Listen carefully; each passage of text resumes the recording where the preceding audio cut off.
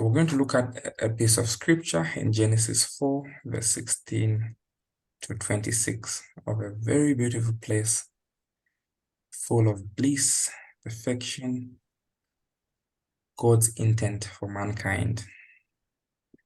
This garden, we usually mistakenly call it the Garden of Eden. But if you're going to read scripture, I'm very interested in the phrase Genesis 2, verse 8, which reads, "The Lord planted a garden east or eastward of Eden."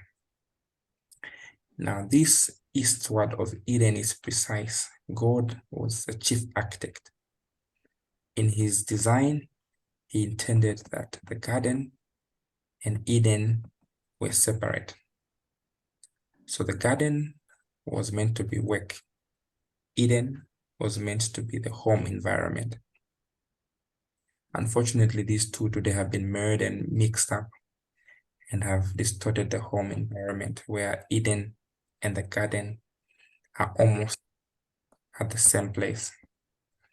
Now, God's intent was that we separate our work issues and our school issues away from home, because they distort one inevitably.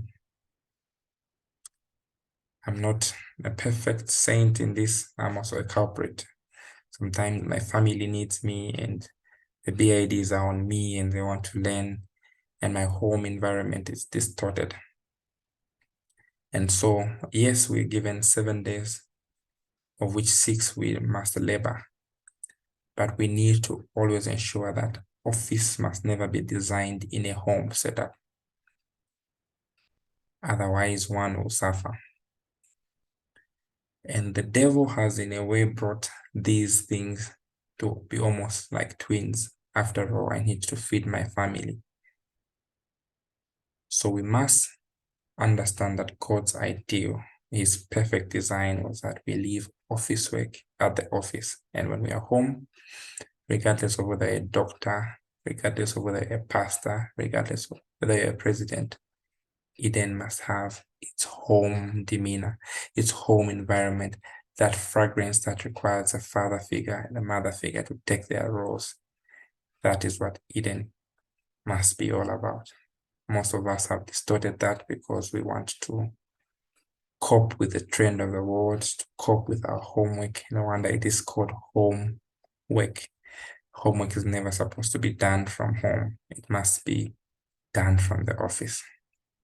And so my encouragement is, within our times, let us realize that the time that we owe our wives and our husbands, let us replenish even when we have the time. Most of us love to be busy. Even when there's no work to be done, we just want to keep busy.